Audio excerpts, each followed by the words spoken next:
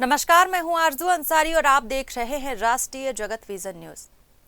बिलासपुर के कोनी थाना क्षेत्र में दहशत फैलाने वाले एक आदतन अपराधी को पुलिस ने गिरफ्तार कर लिया है।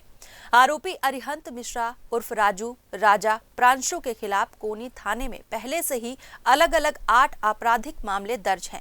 रविवार देर शाम उसने गुरु घासीदास केंद्रीय विश्वविद्यालय के सामने एक युवक को रोककर धमकाया, जिसकी वीडियो किसी राहगीर ने बना ली और कोनी थाना प्रभारी राहुल तिवारी तक पहुंचा दी। वीडियो सामने आने के बाद पुलिस ने तत्काल कार्रवाई करते हुए आरोपी को हिरासत में ले लिया। उसके बाद पुलिस ने इलाके में उसकी दहशत खत्म करने के उद्देश्य से उसे सरेआम पैदल जुलूस के रूप में घुमाया। पुलिस ने बताया कि आरोपी के खिलाफ पहले भी लूट, धमकी और मारपीट जैसे संगीन मामलों में कार्रवाई हो चुकी है।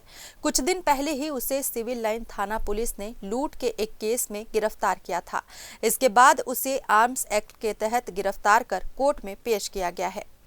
फिलहाल इस खबर में बस इतना ही। देश प्रदेश की खबरों से अपडेटेड रहने के लिए हमारे चैनल को सब्सक्राइब करें और नए खबरों के नोटिफिकेशन के लिए बेल आइकन जरूर दबाएं। नमस्कार।